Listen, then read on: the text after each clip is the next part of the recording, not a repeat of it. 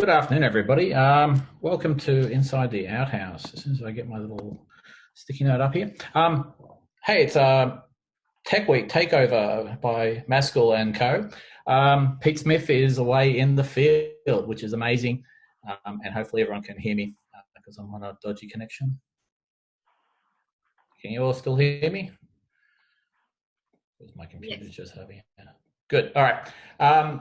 Pete Smith is in the field working with third-year students from USC, bushwalking somewhere in the Noosa North Shore area. So if you happen to be in that area for the next 5 days, that's where they are. But welcome to Inside the Outhouse. We'd love to acknowledge the traditional owners of the land we teach and learn upon all around the country this afternoon, and acknowledge elders past, present, and emerging. I'd also love to acknowledge the Australian Catholic University for their ongoing support for the SharePoint service and for giving us the opportunity to come together as an industry group.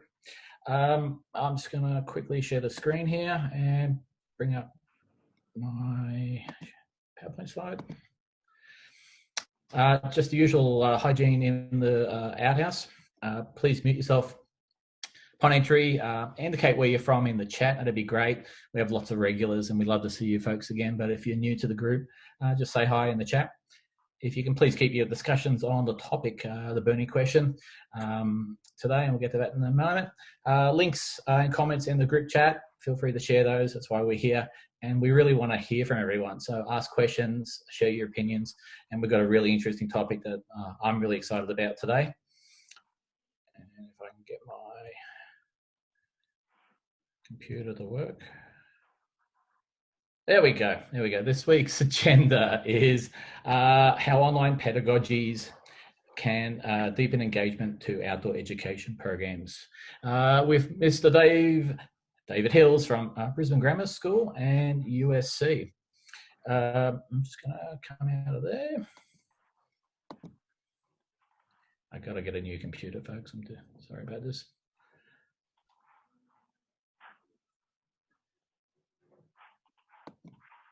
And stopping the share.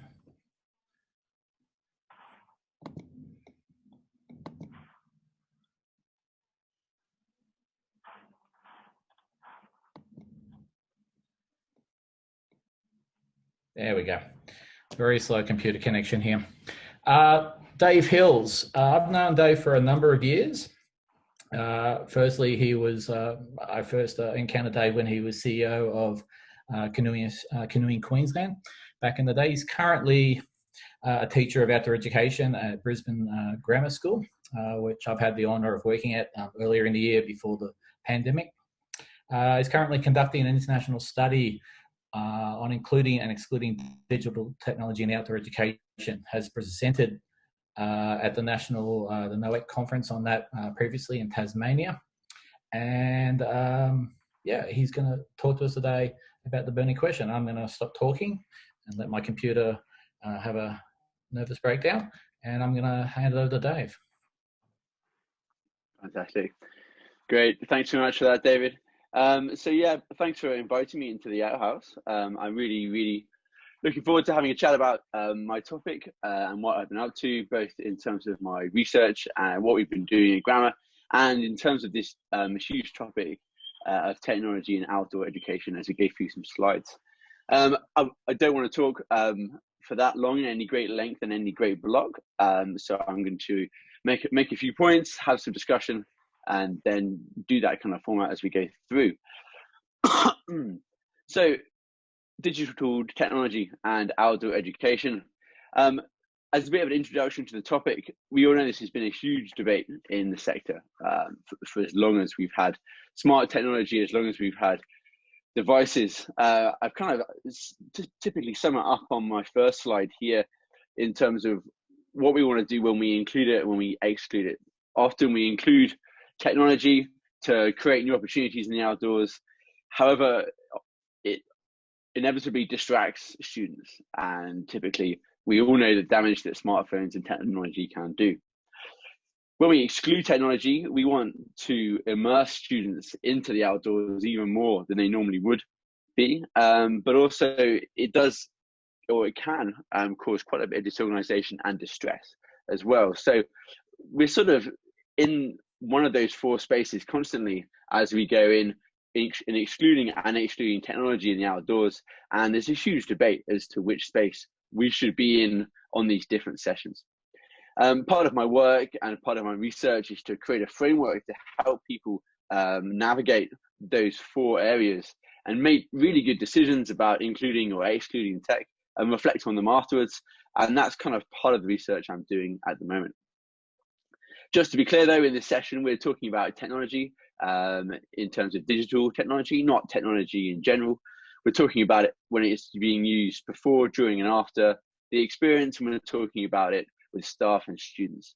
Sometimes that really kind of clouds the debate. Sometimes people are talking about technology in outdoor education after the experience or during the experience, and it's quite good to be clear on that. Also, I'd like to make the point that I'm not really promoting the inclusion or exclusion of technology.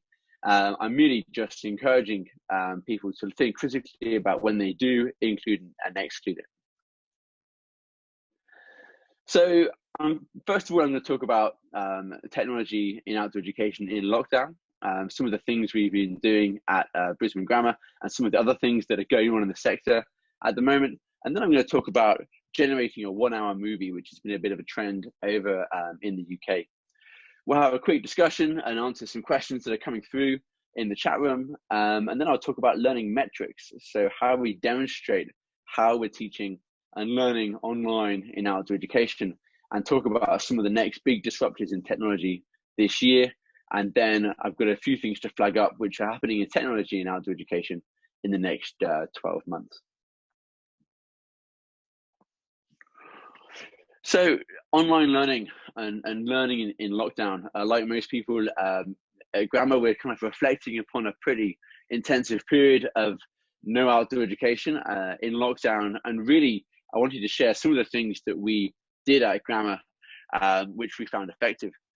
First of all, the school ran something called Grammar Fit, which was a sort of online fitness movie for the students to do. It was set up by the PE department, and we latched onto that quite nicely in the outdoor department and ran a version of that where we did a bit of a workout video in front of the students for 20 minutes that they would copy in the mornings.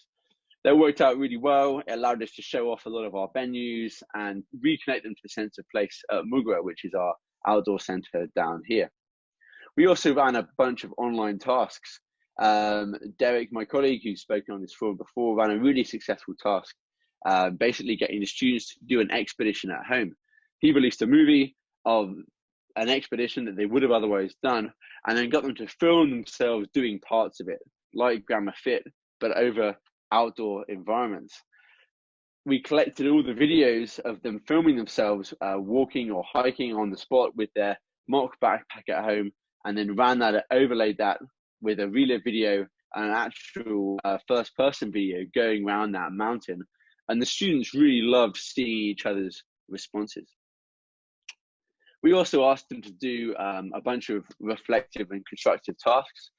One of them was to go into the archives of all their outdoor education pictures and movies and share some key media that meant something to them during that time that they were outdoors.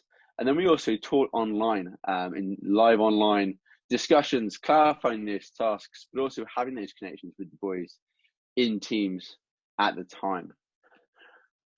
It was sort of the accumulation of all those different engagements through those different platforms, which we grouped together and put in one umbrella of online outdoor education during that period. And I think it's something that really helped us carry that through in that period where there was still a connection to place. We were still active in terms of engaging with students. And I'll show you how we recorded that in the metrics later on. The next big focus we did was, and this is something that's been going on in the UK as well, slightly outside of Grammar, was become really efficient in producing movies and video content. I did a talk on this at NOEC in Tasmania last year on easily producing movies and easily managing media. And now we're really in this phase where people and staff and students and parents and people in educational communities are way more interested in just watching a quick video of someone explaining something than reading a long newsletter or a long piece of text. So most people now have moved just to cell phones or smartphones to collect, edit, and distribute media. It's quite hard to find a digital camera. And the 1 hour movie is a concept I get you to explore and have a play with. And that's really producing a movie just using your phone and doing it within an hour. We know that people are way more interested in outdoor experiences in the first few hours, having completed them in that evening and that weekend, by the Saturday, by the Sunday, or 2 days or 3 days afterwards, they've really sort of lost interest. And so engaging people after that outdoor experience is a really good way to extend that practical part of that experience. This has kind of come from the UK. A lot of my colleagues there who I've been speaking to typically work off a 1 hour transit time back from their activity, which is how a lot of centres are set up. And what they're trying to do is cut an outdoor movie in that hour using the inbuilt software on their phones, which is watchable.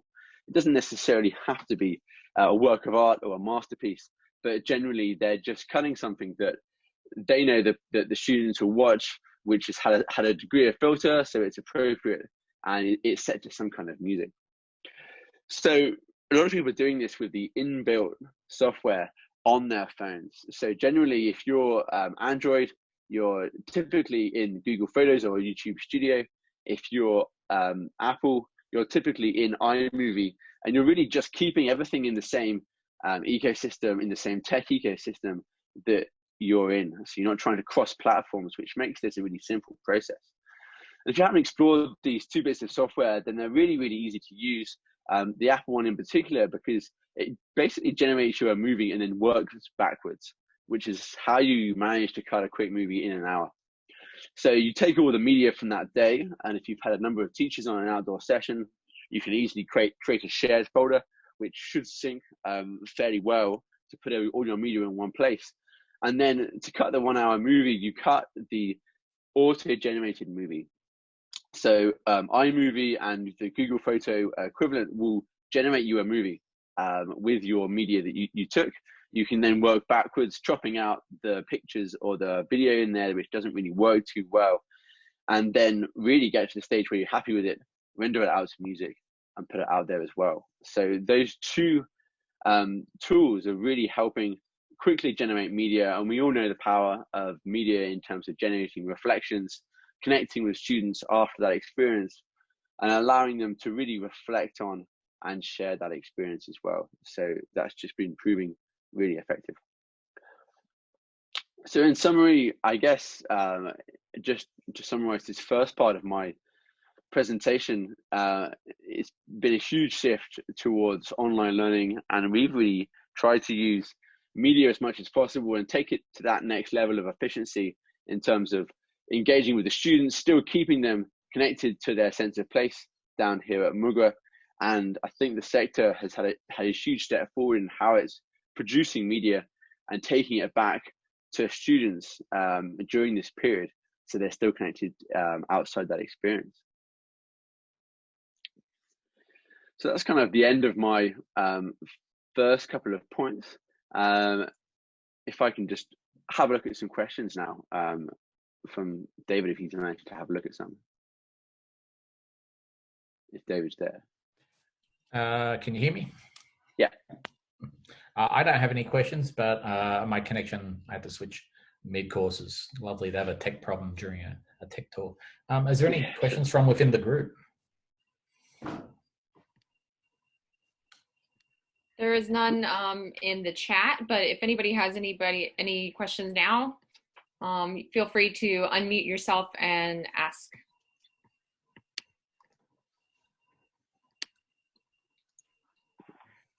I'll get us started. Great. I had a question about, have you done any data comparison of students' engagement with the use of these videos, like before and after, and kind of how? Yeah, well, that's probably the key part of this. Really is farming the data and farming the metrics. So look, I'll probably move on to that at the moment, and we can see what happens to that as you really record and standardize how that works. If there's no other questions at this stage, we could get into the metrics now. I'd be interested. Dave, before we go there, Yep. Go ahead. I know, I'd be interested in knowing, amongst the people that are here, perhaps give us a thumbs up if you do produce a movie post-program already. Like if you give us a thumbs up in the chat, or you can just let us know if you do produce a movie or you find that's a valuable part of your programming, because I know we do, and our students absolutely love it. But we leave it up to students to choose whether they want to go into that space. But I do like the idea of extending that experience. Nice. Awesome. So whilst we're here as well, I'm obviously doing a lot of research in this area at the moment, and part of today is also making people aware that my survey is still live. So I've just put that survey into the link yet. If you've not seen that survey link, at some point later on, have a click on, have a quick look at what I'm asking and what I'm investigating in this research. And it links into some of those things that I'm talking about as well, which is great. We have a couple of questions, a couple of comments in the chat there. Wayne's indicated that schools will generally do that when they return to school. It's an interesting point, Wayne. I'd love you to speak on it if you're interested.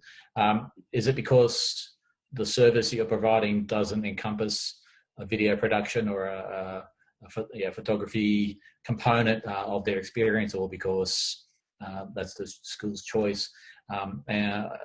Wayne, are you able to chat to that? Yeah, basically the teachers will take the whole series of photos and videos, slides and whatever else. They might put a video up of a night time, just run through the photos and that sort of thing from the day. But yeah, the kids will generally be technology free whilst they're on camp. And then when the teachers get back to school, they'll dump all those photos and videos into a shared drive. A lot of schools will then do PowerPoint presentations or YouTube clips or whatever it might be as a follow-up after the camp. We've had a few shared on our YouTube channel with the likes of St Hilda's and Ormiston College, Brisbane, Gold Coast, that sort of thing. They come up quite well, but it's not something that we do as part of our outdoor education stuff.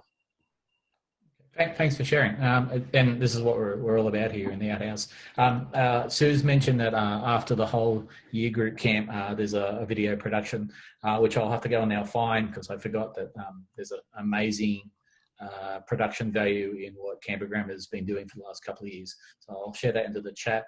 Sue, would you like to speak to that before we go on to the next section? Yeah, I guess as David mentioned, like the year group camps, we have a whole production.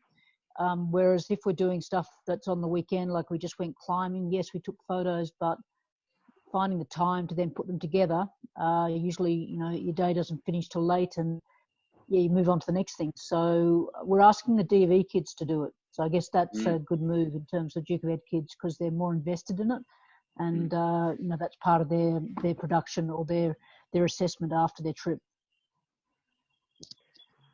Great, thanks. Go ahead. No, I was going to say, I love the idea of students taking their own imagery, taking their own videos, turning it into their own reflection of their experience, and sharing that, and then continuing those conversations with the people in their lives, which extends that experience and those discussions and that reflection. We worry about, I guess, the privacy and the nature of those images, and I guess the safety and the duty of care aspect of that as well. And we find that photos is it's big in two ways. One, it's a recording of how your program operates, and therefore it's a reflection of how safe or effectively you operate. And two, it's then obviously about child safety and students being appropriate. And we actually have found that a difficult thing to hurdle. Dave, do you want to address how you're managing that and sort of what your process is to put together a video for a week's programming? Because I know you've got a lot of stock footage already ready to go. just to give that idea. It's a really good point, and the problem with obviously students are very capable of doing it, and other people can produce these videos. From the research I found that if you're able to produce it immediately after the activity, you can almost get double the amount of metrics than you otherwise would a day later or 2 days later in terms of that engagement, which is sort of where the 1 hour movie came from. But look, it's a really good point about the sort of operating procedures around generating media. And what we ended up doing at Grammar is we wrote a bespoke policy based upon all the different schools and sector policies on the media production. And you can break it down into 3 key areas. So you can break the first part of the procedure into collection, and then production, and then dissemination. So with collection, we listed all the devices that media is collected on, in terms of what staff use and what students use. And then in the editing, we've listed a whole page of things which we wouldn't consider appropriate to go out as in a video. And certainly if you're giving students media to cut with, it certainly needs to have something checked by a member of staff in terms of stuff coming from students' cameras before it then goes to that general population, and then agreed by 2 or 3 people before it's actually posted. There's been a few occasions which I've seen where people have sort of accidentally posted the wrong thing and it's gone live, or they've posted the wrong edit of the video. And if you can get 2 people to check it before it's actually published on that channel, that's pretty effective as well. We have a question from Trevor. It said, how do you manage the potential distraction of filming the activity and doing the activity at the same time, but getting the students to own it? Thinking, absolving, canoeing, that needs a lot of focus. So something that needs a lot of focus, how do you kind of balance those 2 things? You're absolutely right. And look, this is something that's being addressed head on this year. There's an obvious safety thing here in terms of filming activities. And part of my research is looking sort of, quite specifically is what's considered good practice when you're filming an activity. Is it considered acceptable to film this activity when you should be supervising that group? And that's something I think a question that the sector needs to address.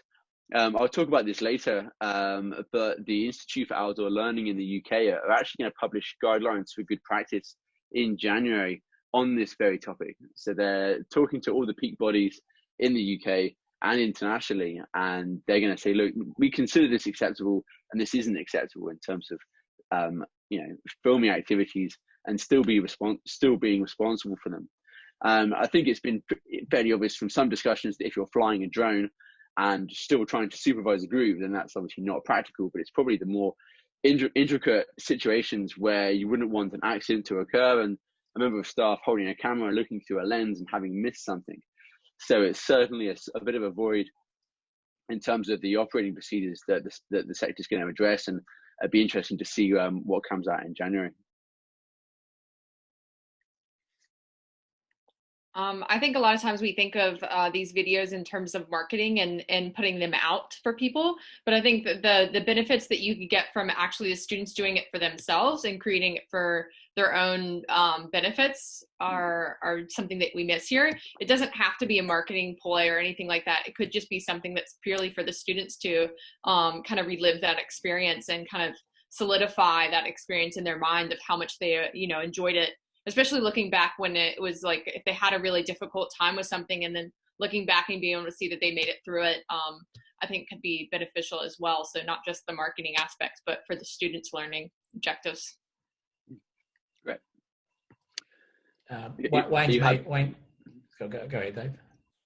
I was going to say, you're happy to go to analytics now, David, or do you want to get? I'll just address Wayne's question that students don't have media releases. Now, I guess Brisbane Grammar is a unique model in that it's a school that has its own program and its own unique centre. So do you have an opinion on that, Dave? Because as a freelancer in the industry, when you're looking through that venue's medical form, and it might have photos, yes or no, having to track that is another aspect to your workload as a group leader to know, okay, if you are allowed to take allowed to take pictures, or there's an expectation that you take pictures, whether it's with a group iPad or with your phone that you're going to then share to the school through the relevant person in the department, or in Grammar's model, they give you a camera to actually use. There's some more stuff there to work on in terms of media releases and complying with that. Yeah, absolutely. What's your take on that? Well, it's something that's been a huge barrier, I think, historically in the sector, and that, you know, a lot of people just generally don't do media because it's the safest option. Obviously, at Grammar, there's a lot of students which do opt out of media, and that pictures aren't taken, and not obviously only certain activities are recorded. And I can see how it's another layer of administration.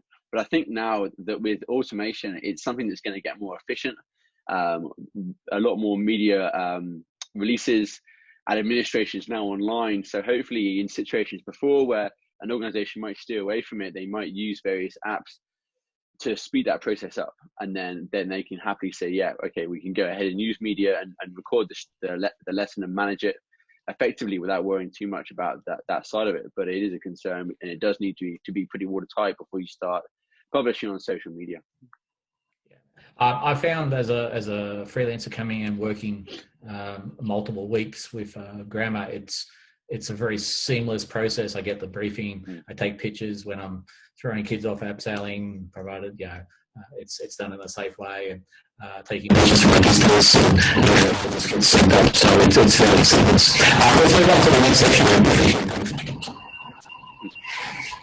A few connection issues there, David. Still great. Well, look, let's just go on to the next natural part of that, really, which is just looking at our analytics now. So really, it's what you can do with that data once you've gone ahead and done those things beforehand. So I think one angle of looking at this is really kind of demonstrating how much engagement you're getting with your students. Having done whatever you've done with this media, you can really demonstrate how you've managed to engage with students. And this was a big thing for a lot of organizations, I think, in lockdown, where they were doing all this work with students, but because it wasn't visual and wasn't recorded, it wasn't necessarily recognized. So you can obviously track all the engagement data from Flickr, from YouTube, from Teams, from however you're putting out this content, but really it's trying to make sense of it and present it in a clear way. So I found you can really do it from engagement data. So you can take any single point of engagement, whether that's a viewing of a picture or clicking on a link or watching a piece of media, and call that an engagement with a student. You can have cumulative data, and you can see here, this is a screen grab of our Flickr account. We're just approaching under 1.5 million engagements there. And we've been running that probably just for a year and a half. So that's quite a lot of engagements, and that's a really nice piece of evidence there that we can use to evidence how much our students look at their media before and after the experience. Then with those 4 tasks I mentioned before, if you ran 4 tasks online or with students, you could then put that into a grid and then start to generate that data in terms of minutes and hours and terms. So what you could demonstrate if you were in a lockdown in COVID was how the students engaged with what you produced in terms of their watch time or a single engagement like on Flickr, and then add that to the amount of minutes per engagement and total it up in terms of hours, periods, school days, school terms, and school weeks. And that's quite a nice way of representing to the school if you're trying to talk to the school as a department, or if you're in another organization talking to a government or talking to a funding body about how you're engaging with students outside of that practical experience, how that's managed to work and how you've still connected with that group, even then though you're not actually in the outdoors with them. Unfortunately, a lot of times outdoor programs are only recognized when the students are actually outdoors, and a lot of work goes on behind the scenes and a lot of interactions happen with students before and after the program, which isn't necessarily recorded, and it's quite a nice way of representing that data. You can also look at the bounce rate data as well. So in here, you can look on any video metrics, and it tells you how long the movie is being watched for. When we started looking at bounce rate, people would generally watch most of the movie. They'd watch 8 or 9 minutes of their movie, and now they're watching less and less, obviously, as students are busier. So we're now cutting our movies down to 3 or 4 minutes or 5 minutes maximum, which is really the total length of time we want to put something out there, because we know that students are watching media a lot less and less, and we want to make sure they're seeing most of it through. You can also link one video to the next, so at the end of that YouTube screen or that Flickr event, people can then be led on to the next piece of media. From this as well, you can also take the data trend. So this is a sample data trend graph of engagement. If you take all these statistics here in the top graph and put them against time, you can see that obviously they'll fall as you go through time, as that initial novelty wears off, and then the data goes through, and you can try and target those points to try and see if you can sustain that in student engagement during that period. I think in terms of preparing for a second outbreak of COVID, I think a lot of these strategies would come into play in terms of trying to maintain that student connection, that student engagement in that online environment, and sustain it over a period of time, so that when the lockdown did release after that second lockdown, you could then have that discussion with them. So really, I think it's taking all the data that comes from whatever social media channel it gives you and putting it into some sort of format, either taking the cumulative data and showing how much you've engaged with the students in that period, or taking the trend data and just seeing what you can do to keep that engagement. And then you can really demonstrate to organizations how much the students have been involved in OutDoEd before and after the session. So I now want to talk about disruptors.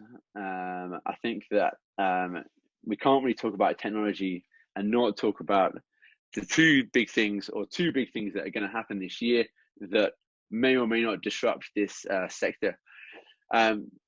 In a lot of the forums at the moment, in terms of technology and education, these two things have been sort of marked as two things that would potentially disrupt education. I think these two things are going to have quite a big impact on outdoor education potentially this year. So we've got Apple Glass and we've got the Starlink project from Tesla. I just want to highlight these two things. I'd be really interested to see what other people think about this as it goes forward. So with Apple Glass, first of all, well, Apple are very close to launching their augmented reality set. It's been hinted at to launch the end of this year or possibly next year. But I think this could be one of the next big disruptors in tech as we move forward. What is it? Well, basically, it's an augmented overlay on a normal set of glasses that you potentially wear all the time. So we've seen this before with Google Glass, and that project failed because basically it had an outward-facing camera. Apple Glass is going to be different. It's not going to have an outward-facing camera, and all the processing of it will be done on your phone. So it's really just an extension to your iPhone display. Why do we think it's going to be a big disruptor? Well, it's not going to be that expensive relative to another Apple product. And really, this is something that's going to potentially layer into your normal set of glasses. So Apple are going to also potentially become a glasses manufacturer and produce prescription glasses to be worn by anyone that wears glasses at the moment. No one really knows exactly what the display will look like. This is a mock-up of what it might look like, but it'll just display a lot of your notifications on here as well, that you'd otherwise see on your phone and you'd otherwise see on your watch. Now, clearly, this could have quite a few issues for the sector in terms of how this is going to affect the outdoors. Obviously, this might be really useful. If you're an instructor, you can receive real-time information from these classes about conditions and notifications. You can also avoid getting your phone out and having to look at it in front of a group. So we talked before about trying to observe an environment or observe a group without being too distracted. Well, this could be a solution. However, on the flip side, if students are arriving with this device and that's also their set of glasses, it might be really hard to exclude this particular piece of technology from them. It might be hard to get them to turn it off. And obviously, it adds another layer in between the student and the environment, which is something we're all trying to remove. We're trying to get them to disconnect from technology and connect with the outside world. Next year, if this becomes standard, this could become a real issue for students to take off their Apple glasses. We're trying to encourage them to put away their phones, and now we're asking them to take their glasses off. A lot of them, it might be a real issue for them and a huge distraction as you're looking through these lenses. So I'm actually quite concerned about the explosion of Apple Glass in terms of taking people outdoors and disconnecting them with nature. We've seen in the lockdown with COVID that now more than ever there's a need for people to go outdoors and disconnect from technology and connect with the outdoor world. And unfortunately, this device might make that really difficult. The other big disruptor which we might see in the next 12 months is the launch of Starlink. So this has gone live in America now, and people are now signing up to test the system.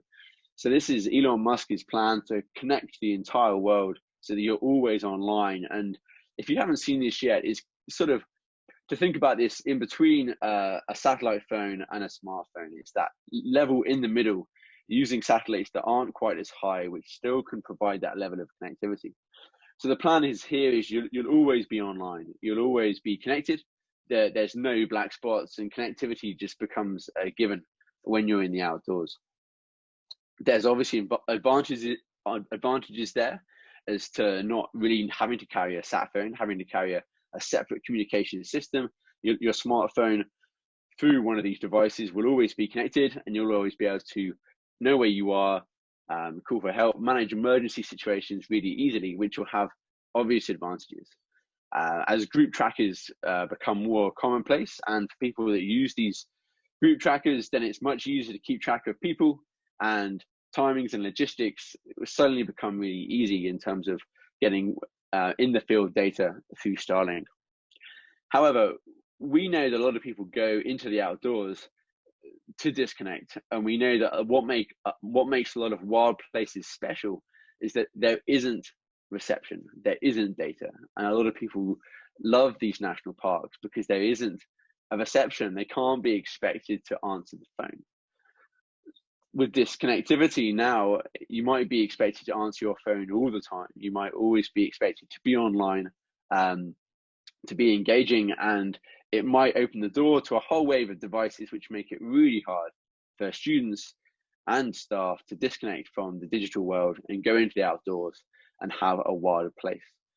Furthermore, this is might be an astronomy nightmare in terms of all these satellites might be visible in the sky, and all the lessons that I'm sure many of us do in terms of stargazing and looking up will be disrupted by these satellites, which will be pretty present in our night sky. And that's caused a huge issue for a lot of people. For most people, that's a fundamental part of being outdoors, is that stargazing. So there's clear pros and cons to Starlink, and it's going to be really interesting to see how that evolves. I'm been surprised they've been signed off at this stage for it to happen so quickly, but it's going to be really interesting to see what happens to that project. So those are my two big disruptors going forward in the next 12 months, and I think I'd like to be interested to see what questions we've got and what people's thoughts are on those topics. David, this is Trevor. Hi, Trevor. How are you going? Hi, how are you doing? So Musk has started to shade the next launches of the Starlink satellites are being shaded because one of the issues is obviously a lot of reflection from the satellites going up, and there's been a fair amount of pressure on him. So he has decided to, I don't think they're yet aware of what that does to the visibility of those satellites, but certainly he's trying to mitigate the irritation to the night sky, I guess. So what do you think? Do you think if they're shaded, do you think that this will be a good thing for the outdoors, or do you think this is just going down the wrong direction and this is a concern? What do you think? I think the problem is the numbers. There's I think it's about 12,000 that he's trying to put up there, and they're very, very impressive as a visual. If you're out there watching the night sky and you get a Starlink train coming across the sky, actually And having said that, I haven't seen them, but they are apparent. And the video I've seen, they're very impressive, but it's an unnatural object. So I think it's long-term a bad idea, and I think they should darken them but there's a lot of stuff up there. And I mean, I'm actually interested that you went down this track, because I actually have something I thought I might share with the group at some stage, if appropriate, about Astro Tourism in Western Australia, which I think all the outdoor bodies can leverage the sort of strategic plan they have to promote Astro Tourism in Western Australia. We're a very, very good, for a couple of good reasons, Western Australia is really well positioned to take advantage of that over the next, so I guess 4 to 20 years. So I don't want to derail the discussion at this point, but if people are interested at some stage, I'll just give a couple of minutes, and some people may already know what is happening, but I've got some more information. What do you think about always being connected, about there being never any national park or wild place which wouldn't have a signal? Do you think that is fundamentally a good or bad thing for outdoor education? Yeah, it's a really good question. I mean, I think it's almost a moral question, because you've got the safety and the connectivity thing, but then there's that sense that you can't actually ever get away from everybody else. So how do you get your peaceful isolation? Yeah, really good question. I'm not sure how. Sorry. Because I think.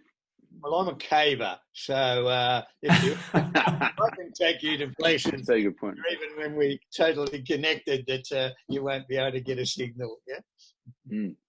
Well, the same with under the ocean. So if you're diving, your GPS connections obviously are disabled as well. You can't get GPS on a sports watch if you're 10 meters, half a meter under the water. So yeah.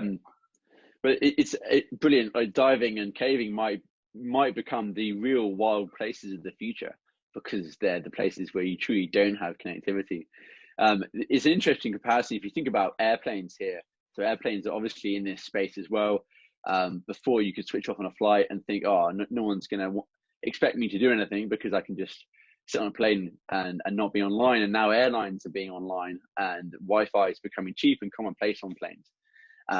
It's disrupting that part of it as well. So look, I think this particular angle on technology and outdoor education really illustrates the debate nicely, that every time you look at tech in the outdoors, it's always a double-edged sword. That you always gain something and you always lose something, and really it's just trying to find where that balance exists.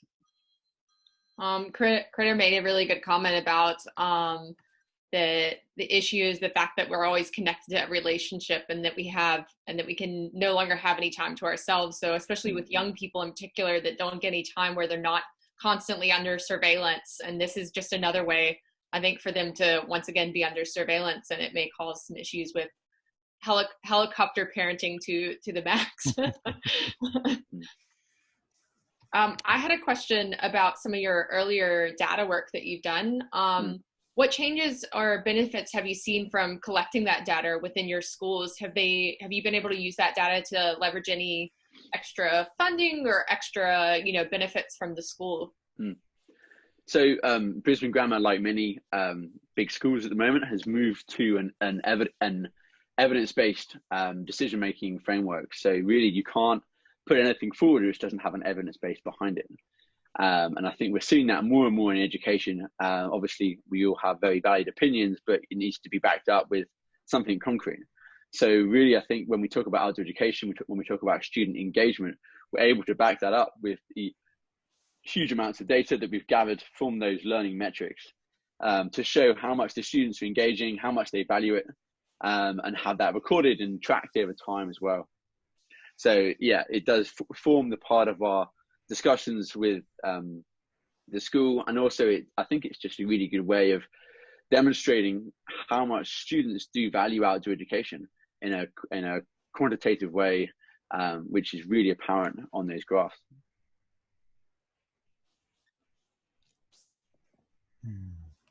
Dave, could you, and I recognise we're coming up to just past 5 o'clock, could you just talk really briefly about how you've been keeping the Outdoor Ed curriculum content engaged for, I think it was probably the year 8s that have missed their slice or their time slice this year during second term, how you've been keeping that connection through Teams and other aspects of technology? Yeah, so obviously the school had an online teaching phase. We were in and out of various tutor groups during that time in their tutor space, being available for discussion with students. The school did something really useful called Consolidation time, where all the students and all the staff were just online for a set period, and all the staff were available. So if students had any questions or anything to discuss with any member of staff, they could just dip into that room and have a chat to you about that topic. And we found that really useful in terms of any of the outdoor education work or any concerns or things the students wanted to talk about. They could instantly access us and instantly have that discussion. We also found another dimension of online learning sort of evolved in education during this period. Typically, online learning is seen as synchronous and asynchronous. So you're live online learning, as we are now, doing the same thing at the same time, or it's asynchronous. So you've got a number of tasks which people complete in their own time. And those are the two dimensions of online learning that have always existed in education. Now I think we see a third and fourth dimension of being with people, so proximal or distal, being away from people. And those two dimensions have come to play at the moment. So sometimes students can be learning online, but also still be in the same place. And an example of that has been learning some knot tying. I saw a really good session a few weeks ago where the students wanted to learn how to tie a knot, and there was only one member of staff, and they looked at their phone and watched a quick video of how to tie that knot, tied it themselves through watching that demonstration, and then were able to use that class as well. So there's sort of new dimensions emerging from online learning, which we might see in the sector, but obviously they come with all the same affordances that we've seen, the same pros and cons that we've been discussing. Cool. Excellent. Thanks very much. As we're sort of winding up, do you want to just again publicise just briefly to the 13 people left in the room your survey and actually what it's all about, so people have a bit of an idea and maybe can share it within their networks?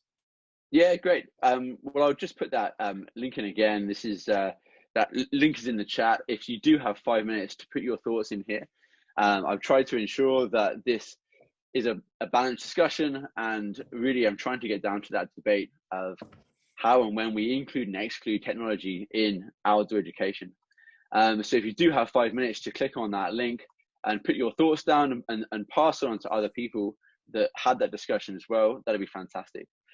One of the aims of this research is really to provide free resources to outdoor educators on making decisions about including or excluding technology in outdoor learning, and then reviewing that decision afterwards. So how do you know if it was a good idea to make a video? How do you know if it was a good idea to all use iPads in an outdoor task when actually you might have been able to, or the aim might have been to disconnect the students?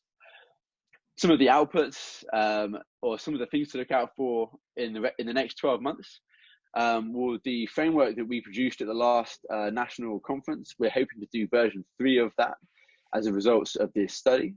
I'd encourage everyone to look out for the Institute for Outdoor Learning in the UK. They're going to publish their guideline and their statement of good practice on including and excluding technology in outdoor education. That's going to come out in January. And that's going to be an annual publication, which is going to be some of the most up-to-date guidelines on technology in outdoor learning, both in terms of safety and pedagogy as well. And that could be a really interesting publication. And obviously our research will continue in the next few years just to hopefully try and be proactive in this space. I'd like to think that if Google Glass, for example, did come out into the sector and became commonplace on outdoor programs, we'd have a really good response as outdoor organizations and as a sector of how we manage the use of that for staff and students, so that hopefully in future it's the experience which is the focus and not the technology. And that's really, I think, my take-home message is that hopefully we can continue so that we are still focused on the experience and the outdoors and the students, as opposed to the device itself. It's obviously not what creates the learning. It's just a tool like any other to facilitate that experience. And sometimes it's best left at home, and the best outdoor education sessions don't have technology. So hopefully we can still keep that balance going forward, and all the advances in technology will still allow us to have that balance as well. Excellent. Thanks very much, Dave. I really appreciate you putting together a very detailed presentation today, and it's been a couple of weeks to actually get you lined up amongst other burning issues, but I think this has been amazingly insightful, and it's again good to share this knowledge. I know I really enjoyed working out at Grammar earlier in the year and using the technology that was available to supplement what we were doing face to face with the boys. And you're not alone in the Southeast. I've had this similar experience working at Adventure Alternatives, and their usage of iPads to capture photos, and also to use the iPad for anything from star studies to nature awareness sessions and ecology sessions. And it's not an intrusive aspect to the program, I found, and they've structured it really well. And it links really well to curriculum, which is ultimately what we're here for. That's sort of it today. But again, once again, thanks very much for your time, and we really appreciate it. We'll just quickly do a video of the week, unless anyone's got any other questions for Dave. I was just going to make a comment. I mean, I've been in the outdoors since pre-television in Australia. Saw that come in, and I'm looking forward to having something with glasses and possibly an implant some stage before the Grim Reaper takes me. We can live with technology. Some things are inevitable, some things are useful. It's really just a matter of not being scared of the technology that's around, but accepting what, if there's telephone coverage everywhere, well, that's the way it's going to be anyway. And if there's technologies we can use to make the education better, or things safer, then we can use them. And I still think there'll be wild places. So I posed a question to you. If everyone turns up with their Google Glass, their Apple Glass devices, wearing them in your outdoor session, what off the top of your head would be your policy at this stage? Well, again, as that sort of thing comes in, I guess what we've got to look at is where it's acceptable to have that type of thing. Is it distracting in a safety sense? Is probably the first thing I guess we're going to look at. From both an instructor and a participant point of view. And if that becomes commonplace, maybe we have to then build in the use of the thing in a constructive way rather than let it become a distraction. That's probably my first thoughts on it. Rather than say don't wear them, see if there's some constructive way we can use stuff. It's amazing. The longer I'm in the outdoors, the more tech I carry, and the less that the students actually have, which is sort of very funny. Trevor's kindly asked if we'd like to have an Astro Tourism update. I think that's great. I'll just point out, I put the link in there. There was a risk management meeting run by New South Wales, Outdoors New South Wales, pardon me, that had a lot of big players within the industry, both in New South Wales. Andrew was in there, and scroll through the first 20 minutes, unless you want to listen to everybody introduce themselves. But after that, there was a lot of really good, high quality discussion, I'd say. Not a lot of resolutions, but a lot of discussions and ideas around how to approach first aid responses as an instructor, as a facilitator in a COVID-19 era, and practicalities around programming and tents and a lot of stuff there. So let's have a look at that link. It's about an hour 40 minutes of video. It's unshared on YouTube, but the link is there, and it's actually shared on the SharePoint. I think Dave has quote of the week, and then we'll go to Trevor. Dave, did you have the quote of the week, or have I got that? I did, yes. I think I might have. No, I've actually got it here, I think. Hold on, that's got to bring up my little thing. It's all right. I think, no, I do. I've got it here. I found it, mate. Great. From Sean Gertie, I think the technology you use impresses no one. the experience you create with it is everything. And I think that's a pretty good a pretty good quotation for the week. Trevor needs a couple of minutes, so Trevor, over to you. So, yeah, I guess there's a focal event around which there's been quite a strong drive towards the concept of Astro Tourism in WA. So we have an eclipse coming across the top of Western Australia in April 2023. It's a total eclipse. It's also an annular eclipse, which the combination of the two are quite rare. And what has happened is there's a lady called Carol Redford. She's part of an Astronomy Western Australia group, and she has set up, I guess it's probably about a 6-year roadmap for Astro Tourism in WA. And there's two factors in WA, I think, that make this something that should get some leverage. The first is we do have a really good dark night sky, and we're in a first world country, so people traveling out into remote areas can do so fairly comfortably. There are obviously parts of the world that can be remote, but you might not feel as safe. So we have a really good dark night sky.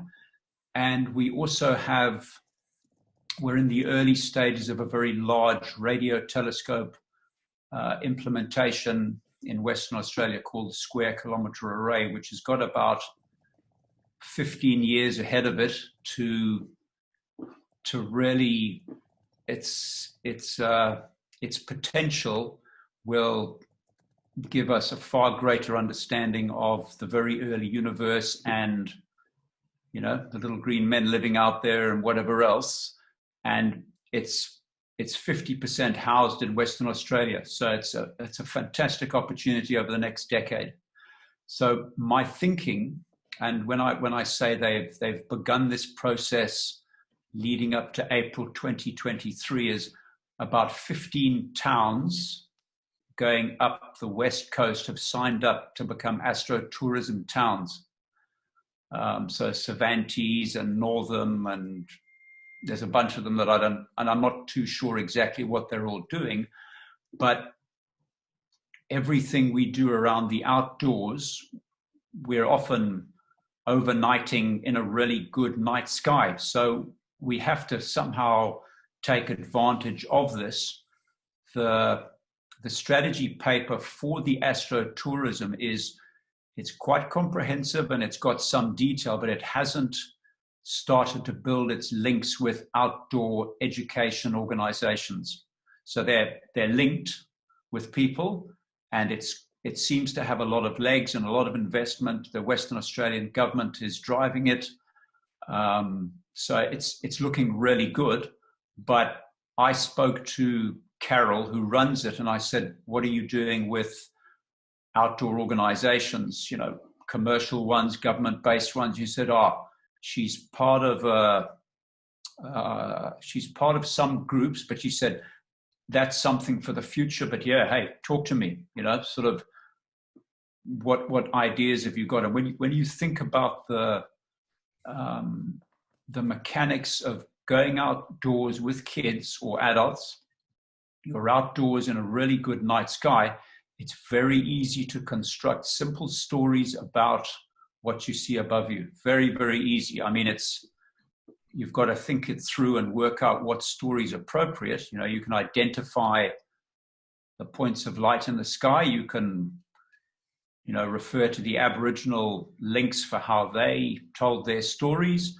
There's Greek mythology, there's Roman mythology, and there's a whole lot of really mind-bending stuff about, you know, what's it all about type of thing. And so there just has to be bridges built between what they're doing and what we do as outdoor educators, and take advantage of it. I mean, leverage it. If they're going to start creating Astro Tourism maps going up to the different towns, Lonely Planet's even got a book a guide about Astro Tourism out, which has been out for the last year or so. They had a dark night sky Guinness Book of Records last night to try and get the greatest number of people taking observations of dark sky, because last night was the shortest night of the year. So I think it's going to get legs, and outdoor has to be part of it, because that's where we live, right? That's where we work. We're in the outdoors. That actually sounds really amazing. Trevor, has anyone got any questions for Trevor? Well, because I think there might be some links in the SharePoint site, and if not, we'll try and find some. I said Peter, I think, put some stuff up on. I actually haven't looked at it, but there's quite a good 11-page strategy paper which encapsulates the whole concept, and I'm particularly interested in this subject. I work as a volunteer at the Perth Observatory, and I do night sky telescope tours with members of public and daytime tours with kids and stuff like that. So it's just a passion of mine. So I'm seeing these linkages, and I'm saying, hey, bring it on. It's great. I know that I've over my career have done quite a few what you'd probably consider fairly dodgy amateur astronomy sessions where I've pointed at a few things and made up a few tall stories, and some of it's based in fact, some of it's based in things I've read, and but it's amazing that there's more and more content as we go out there. It's 1 minute past my cutoff time for the session, so I'd like to say once again thanks to Dave Hills from BBC for presenting tonight, and to Ellen and Cherie to supporting me today as we were getting set up and ready for this. We don't have an agenda set in concrete for next week. We're still searching for more people who might know things about ropes cleaning and COVID-19 policies. We're looking into issues around insurance within the sector being a problem. But if you guys have, the 9 people who are still in the room, have ideas, send them to us. LinkedIn, Facebook, all the regular spots. Email also works. But once again, thanks very much, Dave. Great. Thanks for having me, Dave. It's a great session. All right, and we'll stop the recording there, and we're inside the OutHaus.